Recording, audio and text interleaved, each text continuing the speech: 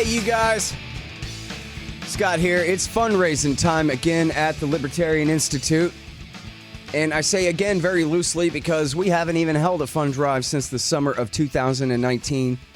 And the reason for that is because you guys were so generous in the great book and institute fundraiser of summer 19 that I felt terrible coming back to you again until the book was finished. But now the book is finished and the institute is out of money. And I got to be able to pay my guys and pay my vendors and keep this thing going. So I need help from you. It's myself, the legendary Sheldon Richmond, the firebrand Pete Quinones, the brilliant Kyle Anzalone, who also works for antiwar.com. And of course, we got Keith Knight, Tommy Salmons, Patrick McFarlane, and all your great podcast hosts there, plus all the best writers in the libertarian movement. And very proud about the 6 books that we've published so far. 3 of mine, 2 of Sheldon's, and 1 posthumous book of the great William Norman Grigg. And we've got more great book projects coming up this year. We're going to publish one by the great Brad Hoff about Syria, and Richard Booth, the best journalist in America on the Oklahoma City bombing, is writing a book all about it for the Libertarian Institute as well. And not only that, but now that Enough Already is done, we're going to try to make part of this fund drive an effort to raise money to buy extra copies of wholesale books so that we can send these to, I don't know, the few best congressmen and their staff, the best people in media, all the middle-ranked newspapers, and, you know, a stash. I like to send 5 or 10 books to all the best peace groups so they have them for all their people and whatever. Of course, the advantage of publishing these books at the Libertarian Institute is we get to do them however we want. But the disadvantage is we don't have a big marketing team and a big budget. And that's where you guys come in.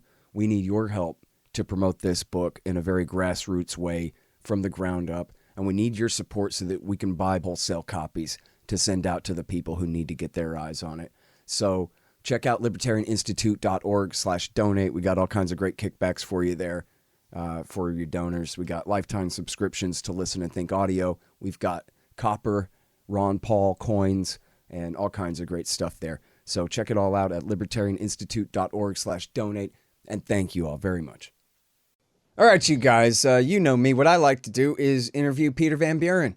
He wrote, "We Meant Well, How I Helped Lose the Battle for the Hearts and Minds of the Iraqi People," and Hooper's War, a novel of World War II Japan.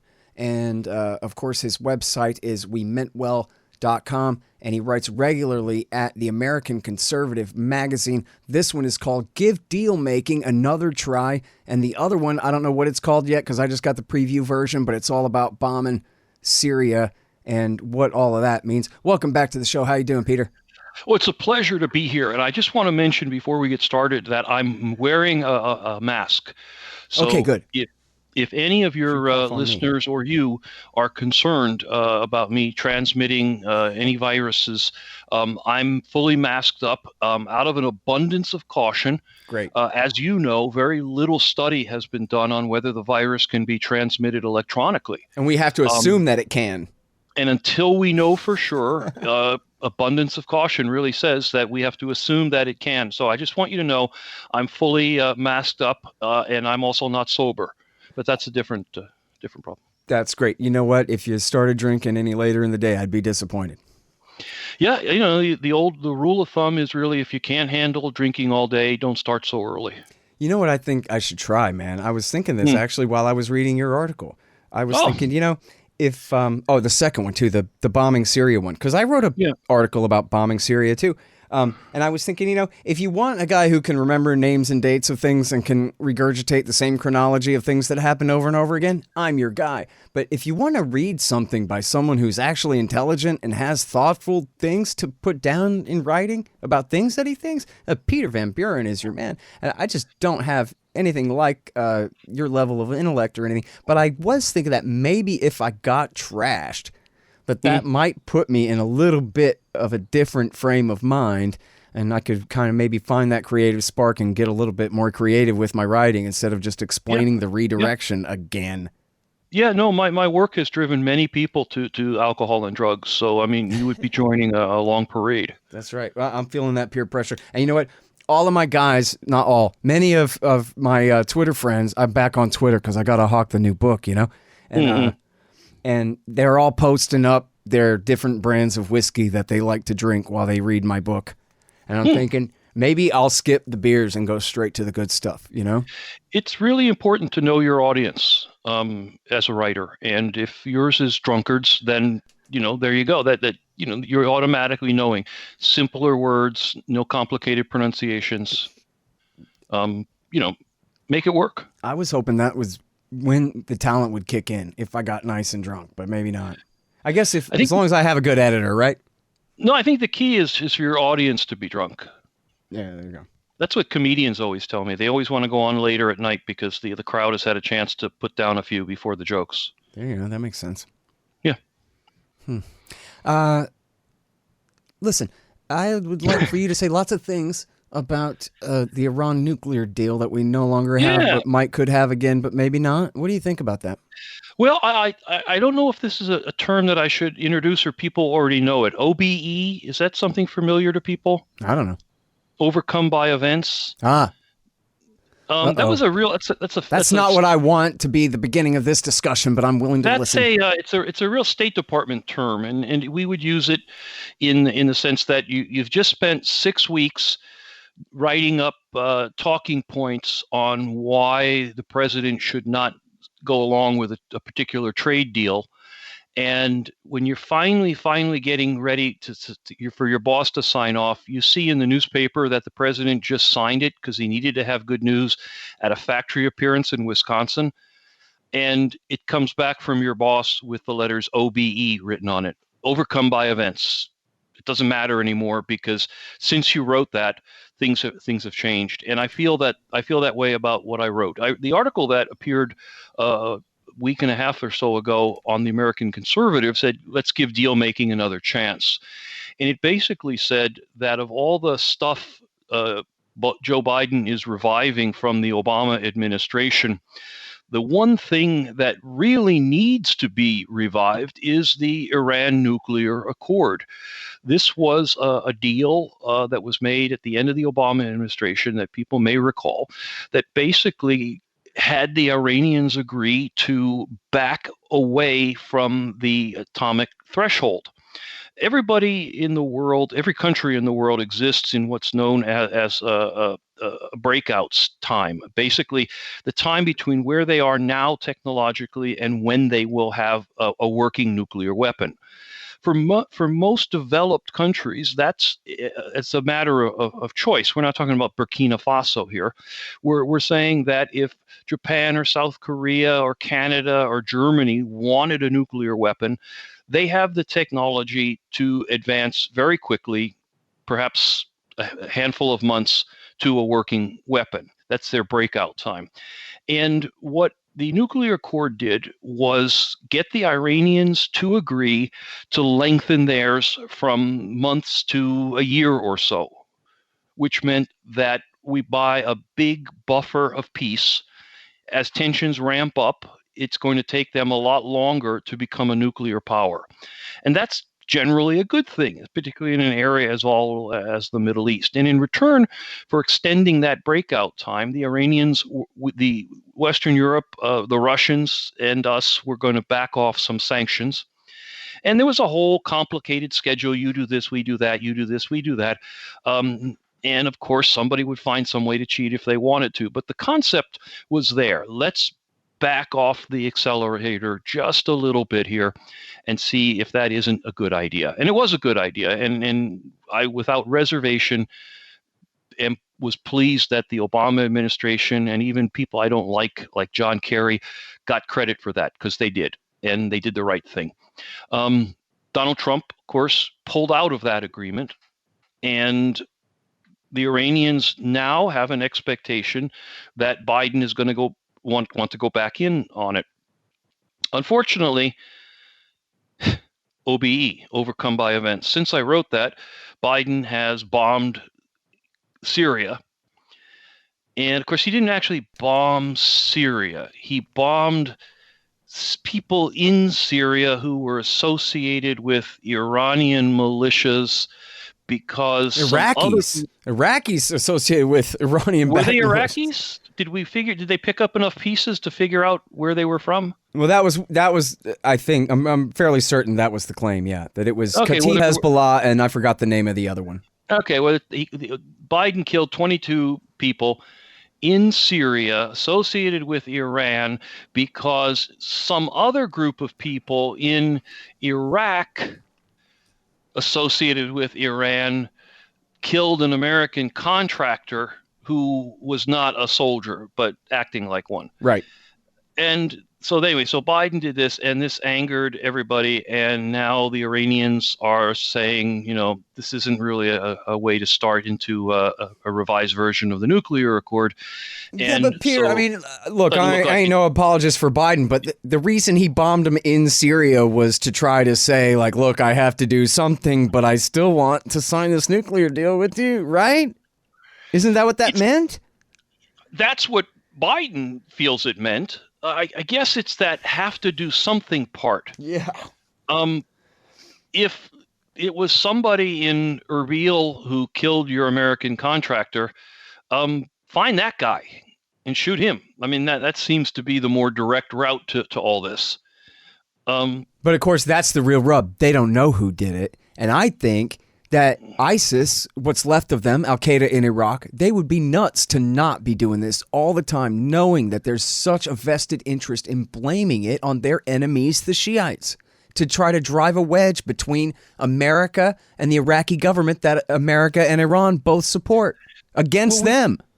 We've created that system where basically anybody who wants to throw a match into the puddle of gasoline has so many opportunities to do it. Our reactions to these things are so predictable that, as you pointed out, anybody who wants to stir up the pot is more than capable of doing it. The idea that one guy with one rifle can force the United States to bomb Syria and muck up any future with the Iranians. I would see that as a problem if I was still involved in foreign policy work. But hey, overcome by events. So I don't see at this point either side, the U.S. or the Iranians, having a lot of interest in going forward. And so that's why I said that article, while it sounded good when I wrote it, is now largely overcome by events. I'll hang on to it. I'll probably try to rerun it in a year or something. God, I hope you're wrong, man. I think that I you're hope so not. too. I mean, these are not things predictions I relish. And the problem is these Democrats are just horrible. I don't know what you think of this. Just on the surface, it seems to me like Sullivan is probably the most dangerous one of them, right? He was Hillary Clinton's right-hand man. AQ is on our side in Syria.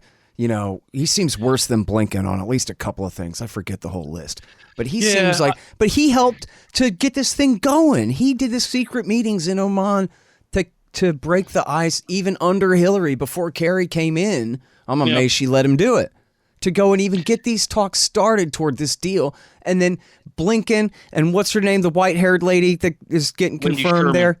Huh? Wendy Sherman, which, did you see Rand Paul questioning her? Rand at his best there. All of these people, this is their baby. And even, the director of environmental policy, John Kerry, whatever, they did this deal. They don't have the stones to just get back in their own damn deal.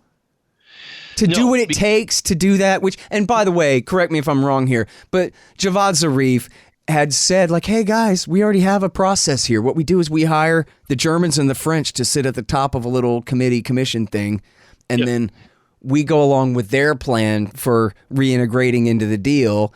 And that way we're not conceding to each other. We're conceding only to our mutual friends, the French and the Germans. We already have it set up to do that. They had lots of clever stuff like that was built into it. Not the least of which were all these regular plans to have regularly scheduled sort of update meetings, which would have provided the forum that everybody needs to talk about other things. I mean, the idea is say, hey, well, as long as we're all sitting in this hotel room in Geneva, we might as well bring up this other problem that's not related, but between our two countries. This is what you wanted, was the ongoing engagement you wanted a forum other than Israeli targeting to address the nuclear proliferation in the Gulf. You had all that. You had the Europeans involved, and yet Trump tossed that all away for no apparent gain on our side. I don't know what we got for backing out of it. And Biden, who had a chance to really do something anti-Trump, and if there's any Biden staffers listening in, boy, this would be your chance to say, look, we did something Trump wouldn't do, guys. This is it. But instead, what Biden did was resort to the old playbook, which is when in doubt, bomb somewhere. How much of this do you think is about looking weak and being accused of looking weak and selling out to the Iranians by the Israelis and their partisans? Almost all of it. The draft of the article that I sent you, which will come out on the American Conservative, hopefully March 8th or 9th, basically said, all of American war making is driven by Neville Chamberlain and Munich in 1938. That essentially, for those who are still in ninth grade, Neville Chamberlain, the old-time British prime minister, went to Munich in 1938, and he got bamboozled by Hitler, and Hitler said, we're not going to do anything bad, and he believed it, and since then, he's been the basically the poster child for weakness in foreign affairs. And an enormous amount of American foreign policy is driven by the desire of presidents not to want to look like Neville Chamberlain. The thing about the Iranian Accord was kind of multi-headed. First, as you pointed out, it was a multilateral thing. So if things didn't go well, we could blame the French, and it wasn't our fault. The other was that Obama was a lame duck, and he had already secured his reputation as the greatest president of all time. And so he had a little more flexibility to do something kind of towards the end of his administration, where if it went wrong, the next guy could sort of blame Obama. So there was cover to pull this thing off. And they did. And I'm very pleased and proud. And that's what diplomacy is all about. It's about concessions and deals and a little here, a little there. This is all the stuff that people said was lacking under Donald Trump. And the first thing that Biden does is poops the foreign policy bed 40 days into his administration by bombing someplace that hadn't needed to be bombed, apparently, in the last couple of years. But suddenly America had to kill some people overseas once again.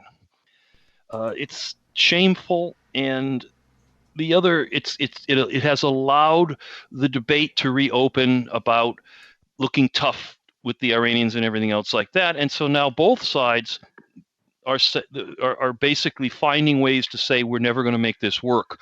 The United States is saying things like, well, we want to renegotiate it, and the goal has to be denuclearization. And the Iranians are saying we don't plan to negotiate this thing again. We did that once. We want to go back to the terms that were already agreed on. And that's basically a recipe for not getting anything done. All right. Well, I mean, the good news is we didn't even need this deal in the first place, assuming the premise that we got to keep Iran from getting nukes because they were already members of the Non-Proliferation Treaty. So if they leave this deal, and if the deal's just dead, and they say, fine, as long as the Americans aren't in it, sorry to the rest of the UN Security Council powers, we're out too, then really all that means is that now they're not going to abide by the additional protocol to their safeguards agreement. But otherwise, it's essentially status quo. There's a couple additional protocols that expanded inspections, but they already poured concrete into their Iraq reactor. That's not reversible. I guess they could, limit the. I guess they could go ahead and leave the NPT, but you don't anticipate that, do you? No, I don't think so, because the Iranians. Well, first of all, they're a lot smarter about keeping up appearances on these things, but more importantly, they understand that they are never going to be allowed to have a working nuclear weapon. Their nuclear program has to be the most monitored and penetrated and surveilled one on Earth. And the Israelis have demonstrated time and time again, with and without America's help, that they are going to be the only nuclear power in the Middle East. And if it requires the U.S. to invade Libya and get rid of Gaddafi, or if it involves the Israelis blowing up your reactor, as they did with the Iraqis and as they did with Syria, one way or the other, you're not going to have a nuclear weapon. When the Iranians got close a couple of years ago, the Israelis threw a brushback pitch, the cyber attack that destroyed the Iranian centrifuges. And it was like a no, no, no, no, no, no, no, no, no, you're standing too close to the fire. And the Iranians know that. They know that they can't stop the Israelis from bombing them, precision bombing them, never mind all the sneaky stuff that is going on. So the Iranians know they cannot have a working nuclear weapon. What they can do is kind of advance their breakout time, move forward a little bit, get a little closer to the fire, see what happens, and use that as a bargaining chip. Mm-hmm. That's this. The North Koreans used to be in that position, but the United States completely took their eye off the ball to fight the global war on terror. And while we were busy doing that, the North Koreans just said, meh, might as well. I don't think that's going to be the case with Iran. They're very much our eye is on the ball there. Mm-hmm. So, well, now, so this reminds me of Trita Parsi's thesis, which I think is pretty much indisputable, that despite all the hype from the Democrats, it was not the crippling sanctions that brought Iran to the table. It was Iran's advances in their civilian nuclear program that brought the Democrats to the table. The Iranians had tried to negotiate with, in the Bush years. Bush wouldn't talk with them, but the E3 would, our European friends, France, Germany, and Britain, talk with them. And those talks ended up failing because they were not in good faith on the Western side. But they were always trying to negotiate, and it seemed like the Americans thought, boy, that pile of low-enriched uranium is getting pretty big. And they're able to produce it in less and less time because they're making more and more advances in their centrifuge technology and moving up in further generations and stuff. And so, boy, I think maybe we better nip this thing in the bud now that it's really starting to grow. And then they said, yeah, see, we made the Iranians bend to our will by, suffocating and sanctioning their economy the way that we did. And it seems like maybe they believe their own hype about that now. But, see, I'm yelling. I forgot I took the compressor out of the chain. I'm probably way up in the red. They forgot that they believe, that this is a lie and believe it now, I think. But they're going to remember again in a few months when the Iranians start really cranking up uranium production and say, sure you don't want to come back to the table with us again now? Right or not? I agree with about 90%. I think the sanctions have had an effect in Iran. I don't know that that's part of what's driven them to talk and things like that. If the Democrats want to believe it, let them believe it. I mean, if that's what if they have to kind of adhere to their own little wet dreams on these things, let them do so. I know that when I was in Iran, there's a lot of old stuff there. There's a lot of stuff that needs to be fixed and replaced.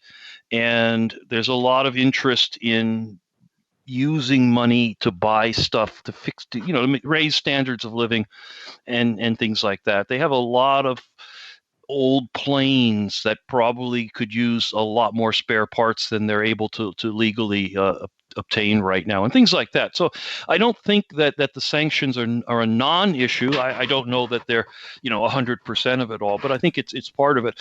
I think no question the people of Iran are suffering under them. The economy is suffering. Whether it's weakening the regime is a separate question, I guess. Well, yeah, I mean, the other thing is I think everybody in Iran would like to be able to sell their oil legally. And that would be the sort of sanction, the Uber sanction, that would just enable so many other things, positive things to happen. Now, they're selling it illegally in great quantity, but I mean, that adds to the cost and things like that. The idea would be that if you want to lower tensions in the Middle East, these are all ways to do that.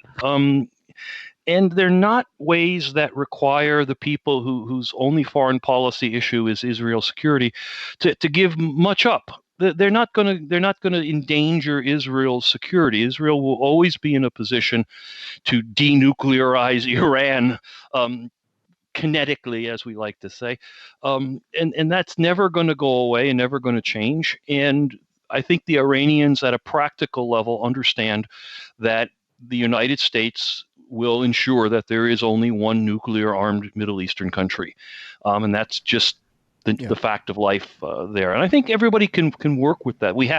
Everyone has worked with that. So I don't know that anybody's given much up here. There's a lot to gain, and I think, as I pointed out in that article, one of the great gains is to create this forum for Iran to start re-engaging with us on a regular, formal, not such a big deal to get together basis. You don't have to do all these meetings in secret at high levels. You can start to do working level discussions on a routine basis to resolve problems and issues, and that's always a very, very good thing. That was because you can't talk about Iran, of course, without talking about the other Iran, which is basically North Korea.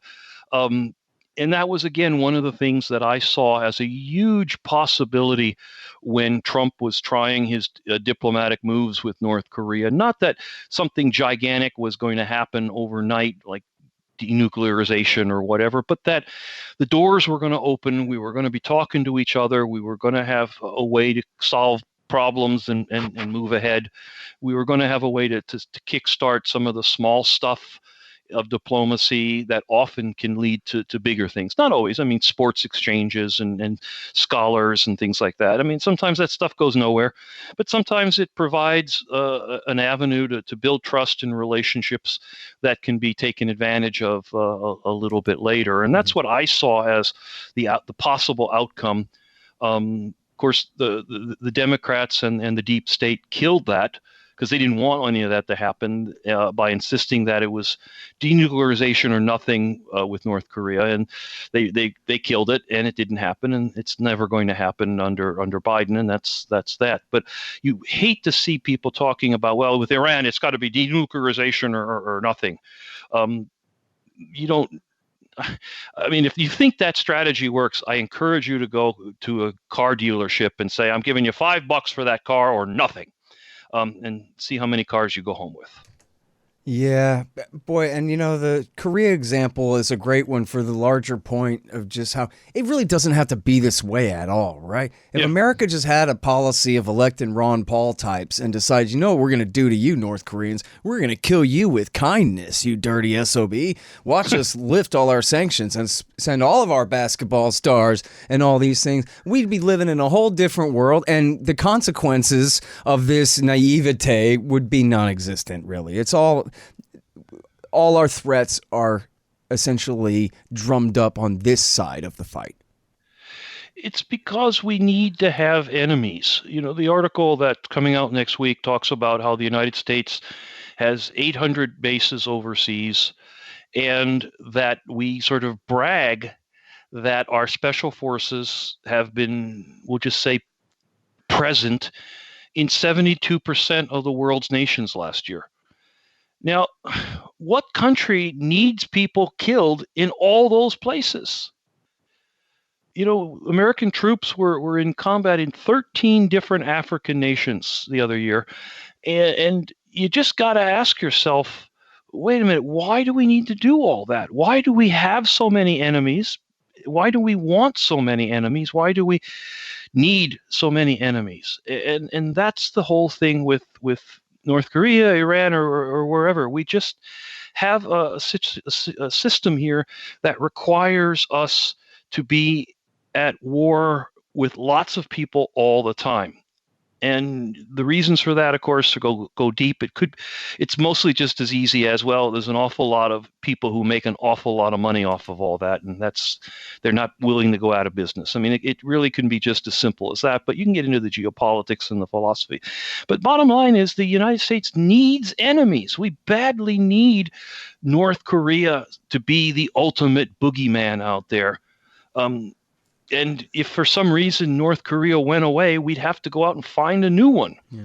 Which, by the way, we tried. You're not just some guy with a computer keyboard and what have you. You were a foreign service officer for how many years? And I know that you were in South Korea. This was your job, was Korean relations at a very high level for a very long time, right? It bothered the United States a lot. I was there during some of the so-called sunshine period If listeners remember, there was a period of increasingly warming relations. Tour groups were coming back. Relatives were allowed to meet at the border. There was the South Koreans established a factory in North Korea. There was a lot of steps being taken, and anytime the South Korean government came to us and said, could you make a gesture alongside of us, back some troops off, send some fighter planes to Guam instead of here, something that we can point to show the North Koreans we mean peace and that we're not simply your puppets. The answer was always, gee, we'd love to, but we're not going to. It was never something that the United States was excited to support. The best we offered was kind of we'll just stay to the side and let you kids do what you want. But in terms of actually driving that process, doing what we could to encourage it, there was no interest whatsoever. And that crossed administrations. That was under Bush and it was under Obama. And I can't see it being any different now, having watched the State Department's pathetic non-performance as Trump tried his diplomacy a couple of years ago. It's not in our interest to not have a boogeyman in Asia. That North Korean thing drives the show. Now, good news is that there's a lot of people working really, really hard to make China the Asian boogeyman. And if they take over the job, well, then, the North Koreans really aren't needed anymore. And they can do whatever they want. I mean, who cares at that point? Well, a few years ago, they remade Red Dawn. And it was going to be about China. But then they got a big Chinese market, and the Chinese producers didn't like that. So they made about North Korea, and that was the dumbest movie in the whole world. North Korea takes over America? This is an actual Norm Macdonald joke. That they keep telling me I'm supposed to be afraid of North Korea, but, geez, I'm really not feeling it, But China, it's big. I got a map right here. I'm looking at it. It's, it's way bigger than North Korea, and they abandoned communism to a much greater extent than North Korea has. Back almost 50 years ago now, 47 years ago, something like that, they started adopting markets and producing things and making money instead of just starving all their own people to death. And whenever I turn on TV, in fact, Peter, whenever I read an article that says we should get out of Afghanistan, at the bottom, it says, so that we can pivot to China, because that's the real threat, that we've taken our eye off the ball as the growing Chinese world empire behemoth is aggressing against everything and everyone, and we must defend humanity and contain their rise now. This is kind of another one of the explanations for why America is at war everywhere all the time, and that's sort of the sports metaphor that, we're the U.S. and they're the other team. Wolverines. You see how the Red Dawn reference worked there? Gotcha. It was one of my favorite movies when I was a kid. The first one is one of my favorite movies. I have watched that thing so many times. There's a great Murray Rothbard review of it. You should read. It's all about how, it's great. We like it because in this one, we're the ones defending ourselves instead of being the evil world empire. Yeah, that's so cool. And then I don't know how many times I sat in high school staring out the window, hoping something would happen to end this ridiculous class, and they get Soviet paratroopers, And you got all that great language, all that great over-the-top language John Milius wrote for that. The dialogue he gave the Cuban. That's just brilliant stuff. I mean, for anybody who's too young who hasn't seen that, the 1980 4 or 5 version of Red Dawn right with Patrick Swayze, and Charlie Cold Sheen. War. It's just Wolverines. They were learn to shoot straight, you army pukes. Oh gosh, it's just too good. So the idea is that we have this sports metaphor that we have to have an opposing team. We can't play by ourselves. And, so the Chinese have been nominated, whether they like it or not, damn it, they're going to be the opposing team. Now, wait, Scott, you're better with facts and figures than I am. When was the last time the Chinese shot at us or conquered us or invaded American somethings? You know what? I have to say, I noticed that you were correct in your article when you said that they didn't do anything when we bombed their embassy in Serbia. Yeah. They didn't do a thing. Talk about Wolverines. We freaking bombed it, and then we blamed it on bad maps. Which is not even a good I mean, it's like a suck on this kind of excuse, right? By the way, do you know what was the real reason that they did it? I had heard somewhere, I forget if the timeline, if this checks out, that they had gotten scraps of a shot down F-117. I could only, repeat rumors and stories. Who knows what's true? I've written 2 books of fiction, so consider this fiction. But essentially, that was the first stealth planes were being used in former Yugoslavia, and the Chinese, story goes, found out that if you were kind of more or less underneath them at the right time in the right way with the right radar, you could pick one out of the sky. You could identify one. You could also knew about how fast it was going, and so that would allow you to know when it was going to be kind of near your anti-aircraft battery, even if that was far away, which would allow you, if you shot enough stuff up into the air, that you probably could hit something. In other words, you hear that, everybody?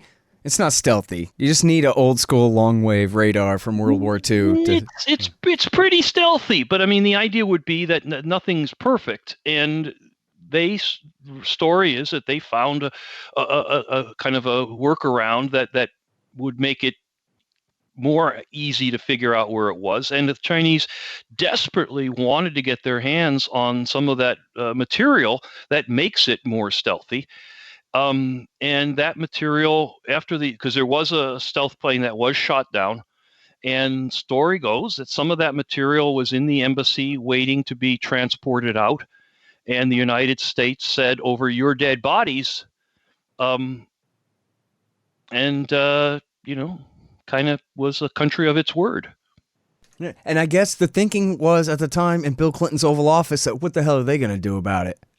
There won't be any consequences for this, right? Go ahead. What are they going to do about it? And the idea would be that anything that they did do about it was worth it if we prevented them from getting a hold of these incredibly important materials. If they had it in their hand, they could back engineer it and make a huge leap forward in stealth technology. And any collateral damage, if you will, was worth it. If that was what you got out of the deal. Yep. But who knows? It probably was just an accident. And sure. They were using the wrong maps, and the GPS was kaflooey that day. And our pilots aren't really that good about finding things in the dark. But in other words, the answer to your question is China never did anything to us. China did not retaliate. Basically, last thing China did to us was be our allies against the Japanese in the Second World War.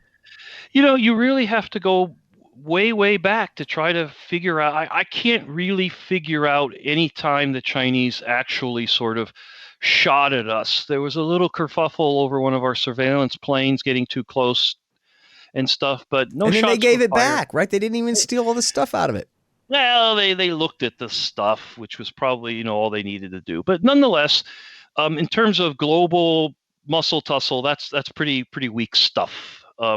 Other countries have done a lot worse to us. And so how China got nominated into this global hegemon role by the United States, I really don't quite get. They don't seem to be really playing the part. I mean, the Cold War Russians actually played the part, right? We've got missiles aimed at everything, and world communism will succeed, and you'll be in the dustbin of history. They had all that good stuff. But the Chinese don't seem to be doing that. They just seem to buy more of our treasury bonds and make more products for our Apple stores. And they're really bad at this. Yeah. Hold on just 1 second. Be right back. So you're constantly buying things from Amazon.com. Well, that makes sense. They bring it right to your house. So what you do, though, is click through from the link in the right-hand margin at scotthorton.org, and I'll get a little bit of a kickback from Amazon's end of the sale. Won't cost you a thing. Nice little way to help support the show. Again, that's right there in the margin at scotthorton.org. Hey, you want to know what industry is recession-proof? Yes, you're right, of course. Pot. Scott Horton here to tell you about Green Mill Supercritical Extractors.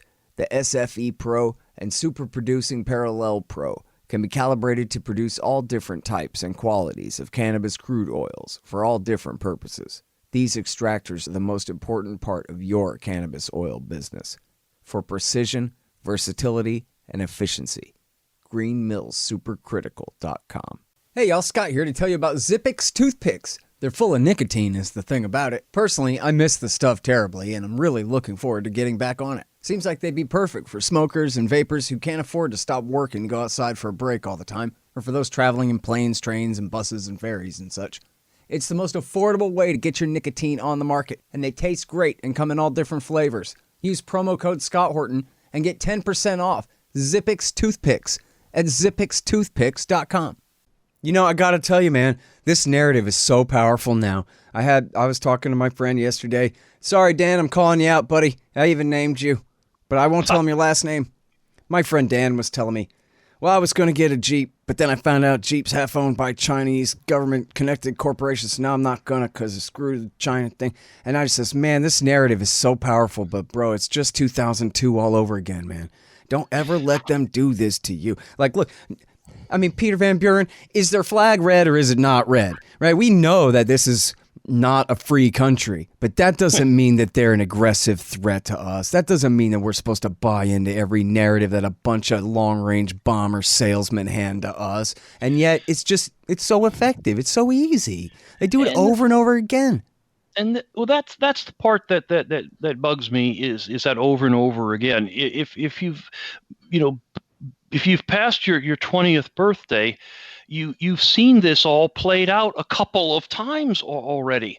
You've seen the transition from when it was the Russians to when it became the terrorists, to when it became the Iraqis. The Panamanians were in there for a very brief period of time. If you're really sharp on these things, it's just the fact that it always is somebody.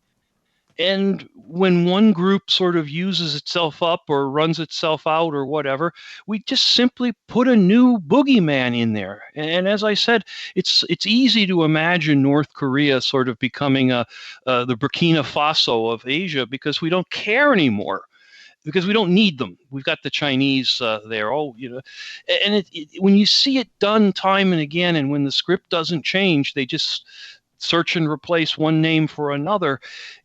It starts to sort of become obvious, and you slide into that cynicism that certainly has encaptured me as a thinker and a writer. Yeah.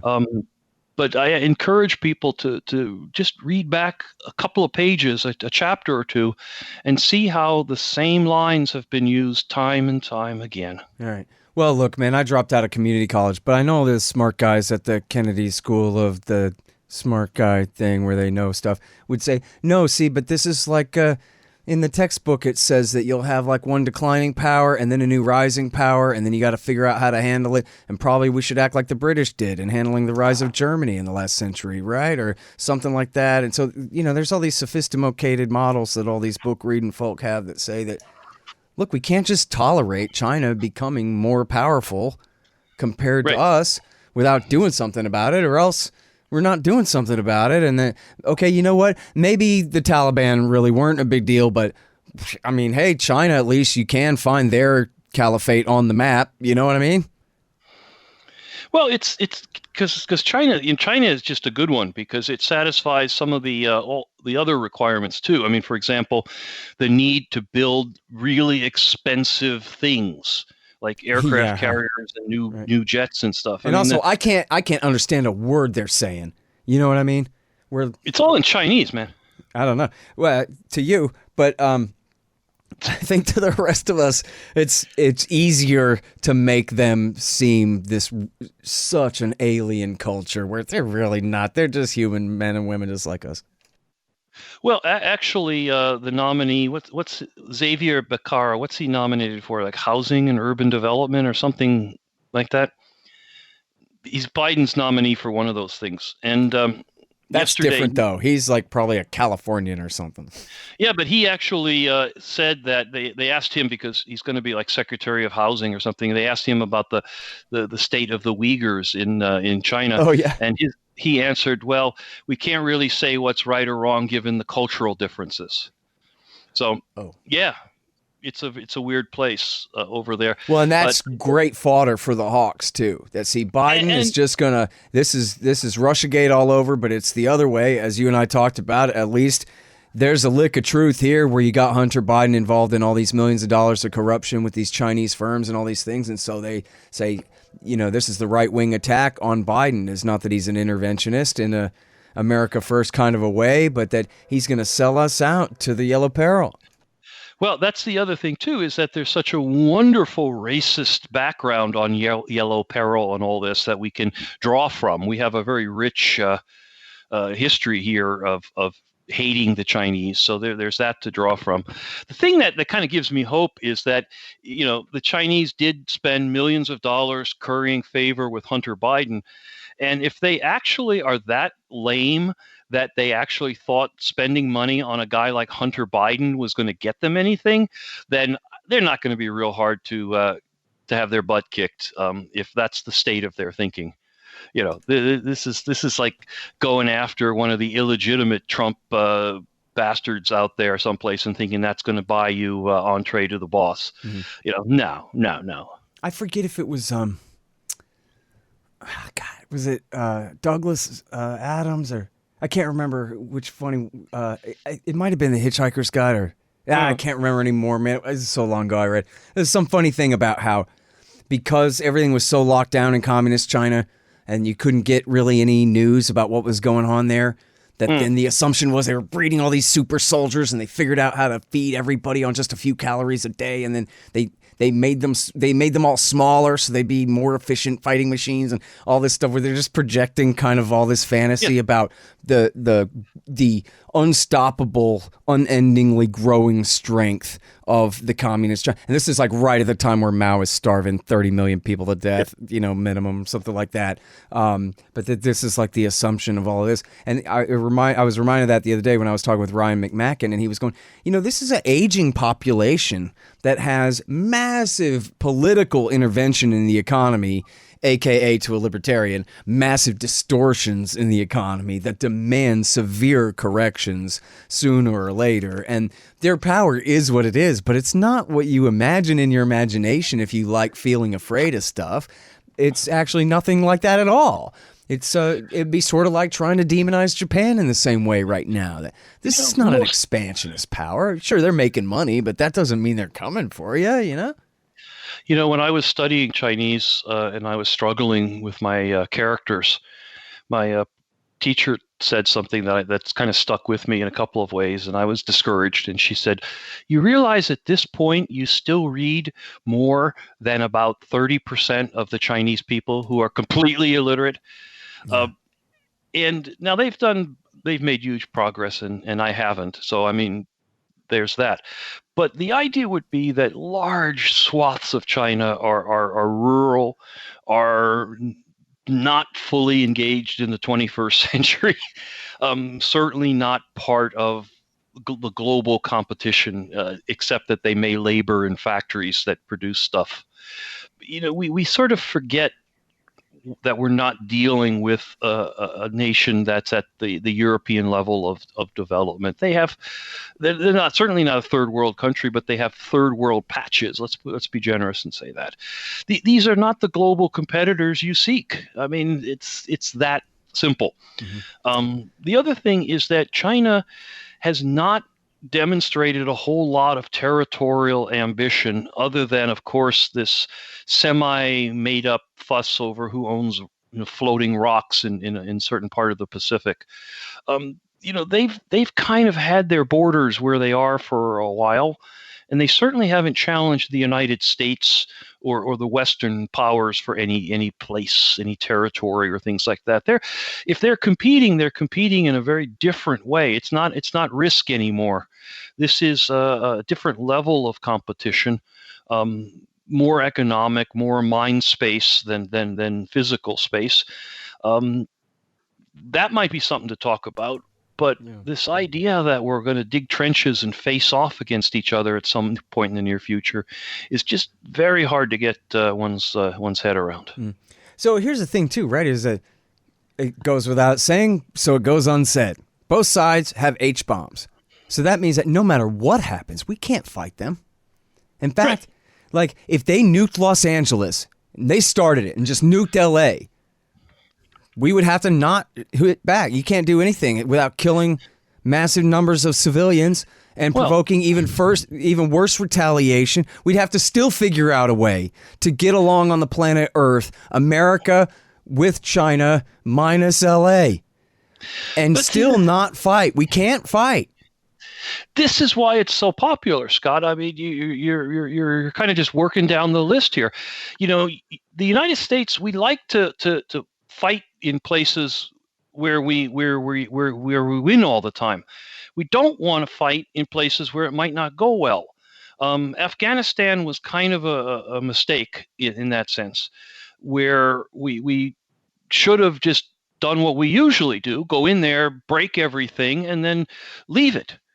The Cold War was such a gift to the military-industrial complex because, as you said, the fact that everybody had mutually assured destruction meant that we didn't have to actually have any big fights. We could have little ones. Those are fun. And we can do stuff like invade Panama or Grenada, little countries. But we don't want to have a big fight. Those are messy and people get killed. And one of the things that makes this constant state of war acceptable to the American people is that we don't create lots of body bags. We kill very few Americans. I mean, never mind, the other side's a little different.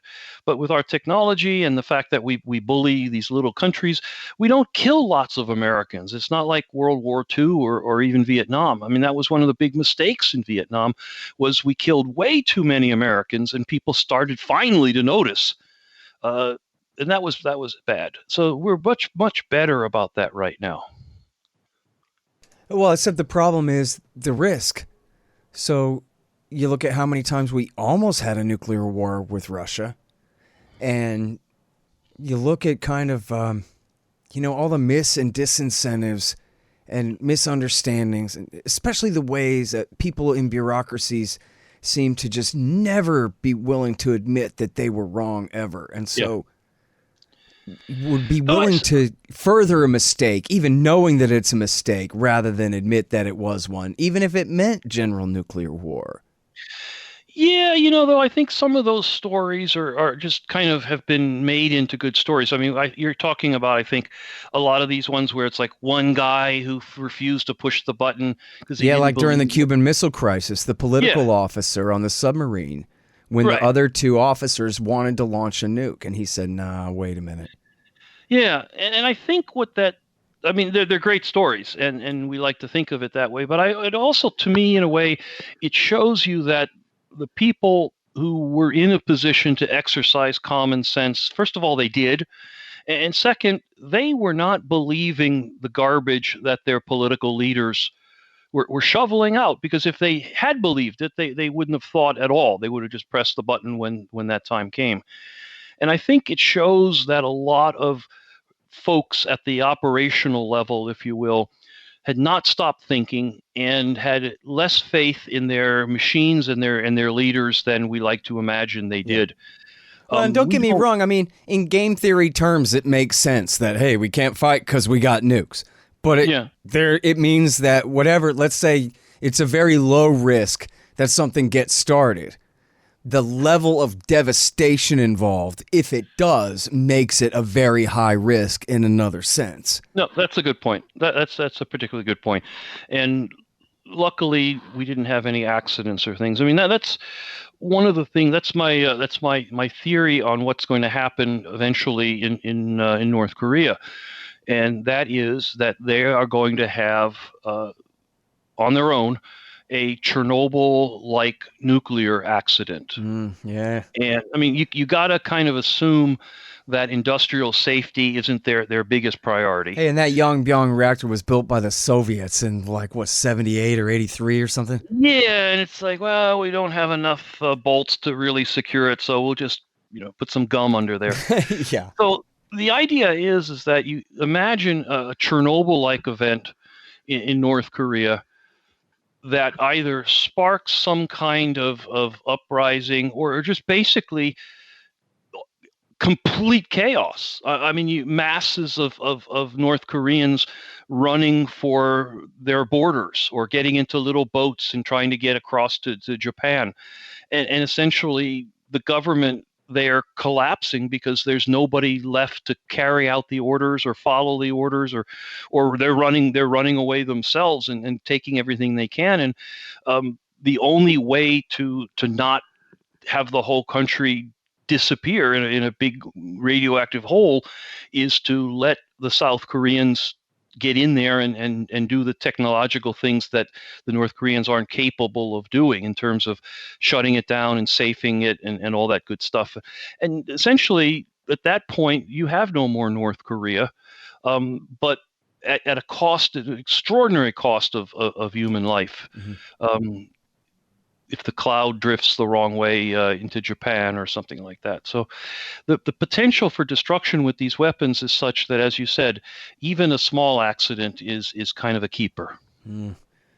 And man, I'm sorry, I don't want to divert the whole conversation this way, and we're like already a little over time, but I don't care. Yeah. No, we're not. Almost, but I mean, part of this is I'm just terrified of Joe Biden right now. It just, like even if he's kind of has coherence and understands the importance of a thing and is really, he's had a good cup of coffee and he's thinking straight. I just don't think he has the balls at all to stand up against the Pentagon, the CIA, the hawks on his own National Security Council. I mean, I'm not trying to give the guy credit, but I just think after getting his own son killed, he's clearly learned some kind of reluctance to do these things. I don't know if you can believe a word Charlie Savage says, but Charlie Savage says in the New York Times that he's ordered a review of the entire terror war, not just regime changes and things, but even the drone wars and special ops wars against bin Ladenite fighters everywhere, and has ordered like a pause in action against them until he kind of can.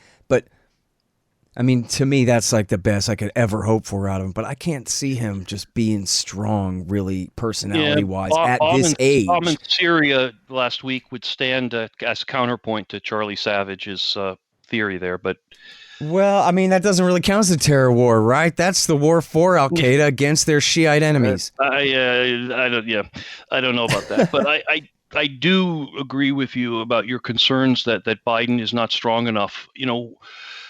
May lightning not strike me for saying nice things about Obama twice in one interview with you, but I think he managed to salvage Ukraine and Syria kind of as best as he could have, given the politics of it. In other words, a weaker president would have given in to Victoria Nuland and the others and gotten into the war in Ukraine up to their hips. Right. And a weaker president would have invaded Syria and gone in a massive way. Great. And I got to give Obama a little credit for resisting within the political boundaries he had to operate in. That said, I don't see any of that in Biden. Also, of course, that was second term Obama, which meant that he had a little more political leeway. I mean, and they say that Biden usually counseled toward restraint, which I believe, but that, it doesn't mean that he's going to say no to his own hawks, though, at all. No, I don't think so. I mean, these are the people who tried in 2016 to have full-on wars in places like Ukraine and Syria, and they're back. And can you imagine what could have happened in Ukraine if they had listened, if Obama had gone along with the real hawks on that? I mean, the coup was bad enough. Yeah, but I'm just saying I don't see that Biden has the personal strength at his age and his health, or the political strength in how he got elected, the deals that were made to put him in that seat. I don't see it. And so I worry that these people, what we'll just handily call the deep state, will simply roll over him, and we'll pick up where we left off in 2016 in some of these instances. Yeah. And, by the way, I don't think either of us really mean to presume that he's less worse than his staff on any of this stuff necessarily. Just he certainly can't be counted on being strong against them when they are worse than him. I guess one thing I think is possibly Blinken is personally loyal enough to him that at least he would tell him the truth and not just totally steer him around. Something like that. I have no idea. I don't know. And if that's true, you hope that Blinken would win the interagency fight about who gets to brief the president, or whose opinion goes to the president's desk for action. Yeah, you got Sullivan as his national security advisor. You got Sullivan there. You've got Wendy Sherman, Victoria Nuland, Susan the Bloody Hand. Help me out, Rice. Peter. What is Victoria Nuland's exact job now?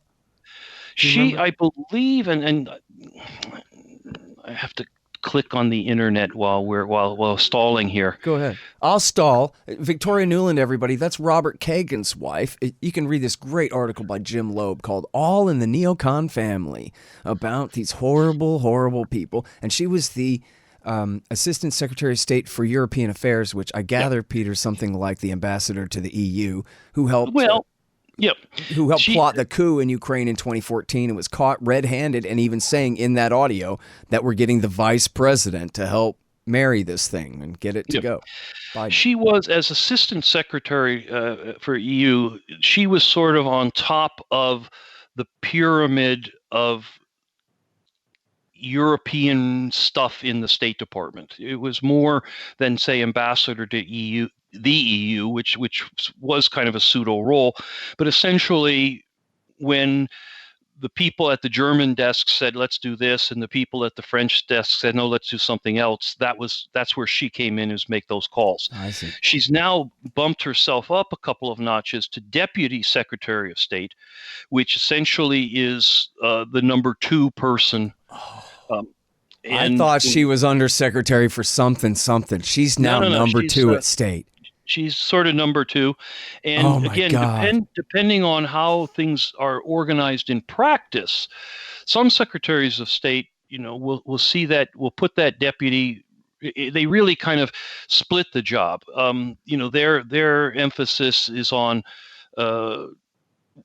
one part of the world or one task based on what the president wants, and the deputy secretary sort of covers everything else.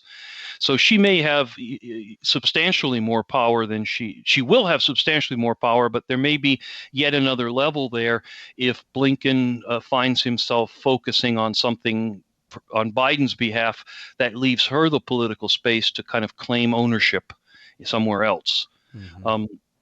She's a nasty person, and she's in a position of power. And if we want to go back to your discussion about small mistakes that have high stakes to them, she's in a position to do stuff like that. Yeah.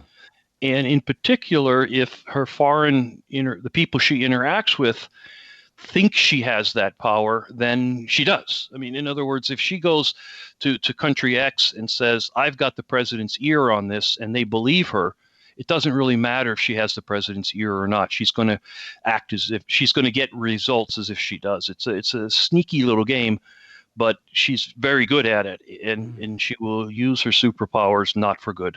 I'll tell you what, everybody go listen to that call. Of course, it's the one that's famous for her saying F the EU, but that was the least of it. Forget that she used a bad word. What was she saying? She was complaining the Germans were taking too long to do the coup and overthrow the government. So we're just going to screw them. We're going to do it without them. And we're going to get Joe Biden and Robert Sari at the UN to help us do it.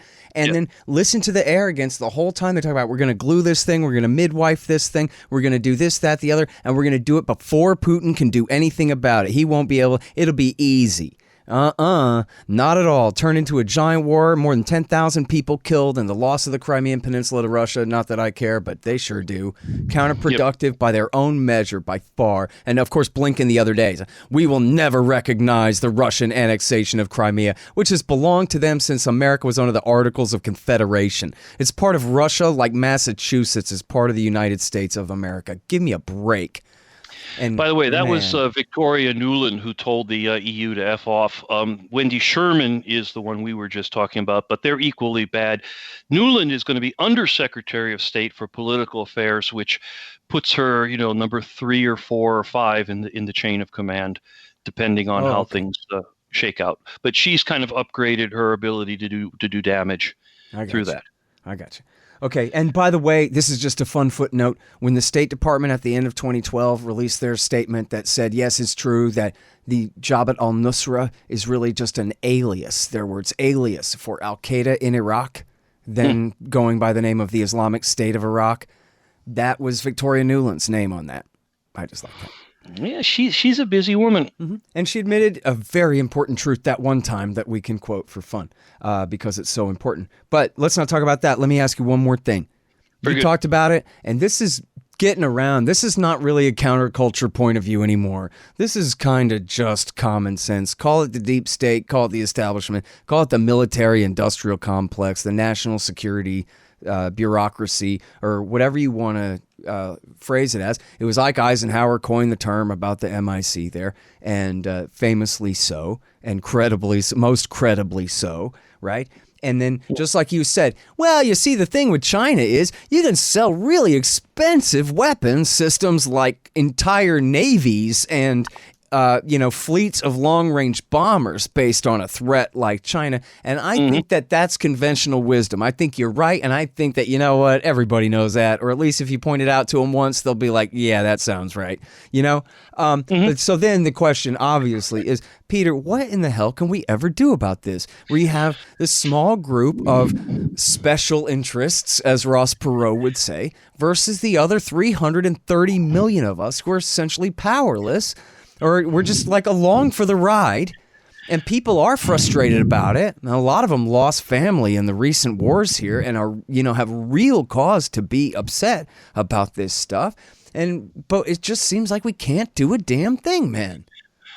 If there's any young kids in the audience, cover your ears, kids. You don't want to hear this. I'm 62 years old, Scott. I've lived through the Cold War and all this stuff. I've been in government I was in government for more than 2 decades of it, and got to look at some of the real stuff. And I have, at age 62, convinced myself that I don't know that anything can be done to fix it. I want to be wrong, and I want someone in your audience to laugh at me and explain exactly why I'm wrong and go out there and make the change.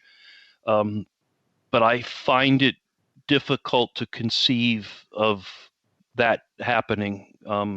And I hope I'm very wrong about that. But at this point, having done what I've done, knowing what I know, reading what I've read, I think that